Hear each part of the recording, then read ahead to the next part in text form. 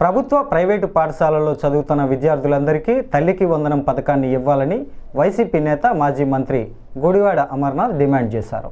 ఈ పథకం అమలుపై విద్యార్థుల తల్లిదండ్రుల్లో అనుమానం ఉన్నదని అన్నారు. తల్లికి వందనంపై సీఎం చంద్రబాబు ఇచ్చిన మాటను నిలబెట్టుకోవాలని, ఇంట్లో ఎంతమంది ఉంటే అంతమందికి 15,000 ఇస్తామని ప్రస్తుతం మంత్రి నిమ్మల రామనాయుడు ఎన్నికల సమయంలో చెప్పిన వీడియోను ఆయన మీడియాకు చూపించారు. సూపర్ 6 ఎటు వెళ్ళిందని ఆయన ప్రశ్నించారు.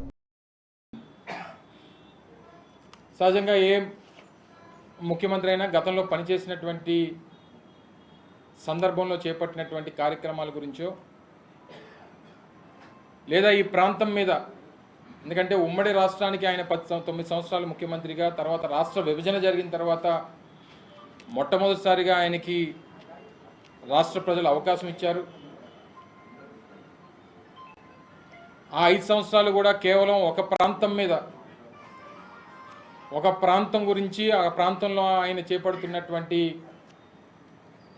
ఆయన పార్టీకి సంబంధించినటువంటి పెద్దలు చేపట్టినటువంటి కొన్ని కార్యక్రమాల గురించి తపన పడినటువంటి కార్యక్రమాలు మనం చూసాం. సరే, ఏదేమైనప్పటికీ వారు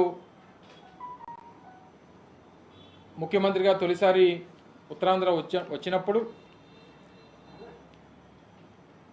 భవిష్యత్ కార్యక్రమాలు ఏంటి అనేటువంటివి చెప్పాల్సినటువంటి బాధ్యత, రానటువంటి కాలంలో ఈ ప్రాంతానికి ఏం చేస్తాం అనేటువంటిది చెప్పాల్సినటువంటి బాధ్యత సహజంగా ఉంటుంది. కాబట్టి అవన్నీ పక్కన పెట్టి ఇంకా జగన్మోహన్ రెడ్డి గారిని నిందించేటువంటి కార్యక్రమం, ఈ ప్రాంతానికి వైఎస్ఆర్ కాంగ్రెస్ పార్టీ ప్రభుత్వం గతంలో 5 సంవత్సరాలు ఏదో అన్యాయం చేసినట్టుగా వారు చిత్రీకరించేటువంటి ప్రయత్నం మనం చూసాం.